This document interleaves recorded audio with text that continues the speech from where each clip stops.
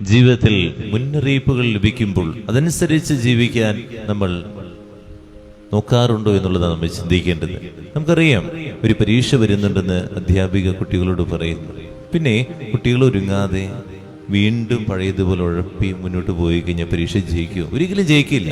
ഇതുപോലെ തന്നെ ആധ്യാത്മിക ജീവിതത്തിൽ നമുക്ക് ചില മുന്നറിയിപ്പുകൾ ലഭിക്കും. നമ്മൾ നടക്കുന്ന വഴികൾ തെറ്റാണെങ്കിൽ ചിലപ്പോൾ മറ്റുള്ളവരിലൂടെയാകാം, അല്ലെങ്കിൽ നമ്മുടെ ജീവിതത്തിൽ ചില രോഗാവസ്ഥകളിലൂടെയാകും. മോനെ, നടക്കുന്ന വഴി ശരിയല്ല, തിരിച്ചു നടക്കേണ്ട അവസ്ഥയായിട്ടുണ്ട്.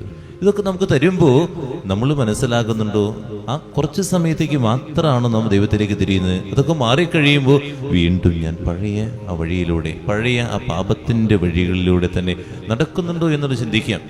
എപ്പോഴും മദ്യപിച്ചുകൊണ്ടിരിക്കുന്ന വ്യക്തി ചെറിയൊരു അറ്റാക്ക് വരുമ്പോൾ ഡോക്ടർ പറയുന്നതേ നിർത്തിക്കോട്ടാ, അത് അസുഖം മാറി കുറച്ച് കഴിയുമ്പോൾ വീണ്ടും പഴയതുപോലെയാകാൻ നമ്മൾക്ക് മനുഷ്യരൊക്കെ എങ്ങനെയാ? വീണ്ടും പഴയതുപോലെ തന്നെയാകുന്നു. അതുപോലെ കുടുംബത്തിൽ കുറേയേറെ പ്രശ്നങ്ങൾ ഇങ്ങനെ വന്നു.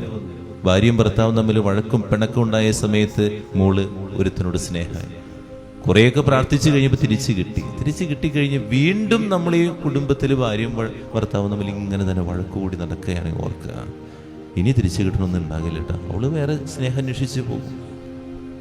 നമ്മുടെ ജീവിതത്തിൽ ചില മുന്നറിയിപ്പുകൾ നമ്മൾ സ്വീകരിക്കുക. അത് ചിലപ്പോൾ പ്രവാചകന്മാരിലൂടെയാകാം, മറ്റുള്ള വ്യക്തികളിലൂടെയാകാം. അതിൽ നിന്ന് നമ്മളൊരു പാഠം പഠിച്ചിരിക്കണം. അത് നമ്മുടെ കഴിവ് കൊണ്ടല്ല നമ്മളത് മനസ്സിലാക്കേണ്ടത്. ദൈവം നമ്മളെ രക്ഷപ്പെടുത്താൻ വേണ്ടി തരുന്നു. അതിൻ്റെ അവസാനം എന്ത് ചെയ്യുന്നറിയാമോ? എല്ലാ തെറ്റും ദൈവത്തിലേക്കാണ് ചേർത്ത് വെക്കും. ദൈവം, ഞാൻ അങ്ങനെ ചെയ്തതല്ലേ, ഞാൻ ഇങ്ങനെ ചെയ്തതല്ലേ, നീ എന്താണ് എൻ്റെ കുടുംബത്തെ വിട്ടുകളഞ്ഞത് എന്ന് പറഞ്ഞ് നമ്മളിങ്ങനെ വാവിട്ട് കരയും. അത് പറഞ്ഞിട്ട് എന്താ കാര്യം? നമ്മൾ ചിന്തിച്ച് നോക്കി, നമ്മിലേക്ക് തന്നെ ചിന്തിച്ച് നോക്കി, ഞാൻ നടന്ന വഴികളൊക്കെ ഒന്ന് ചിന്തിച്ച് നോക്കുക. അത് തെറ്റിൻ്റെ വഴികളുണ്ടോ എങ്കിൽ മാറ്റേണ്ടതാരാ? എന്നിട്ട് എന്തിനാ ദൈവത്തെ നമുക്ക് കുറ്റപ്പെടുത്തുന്നേ?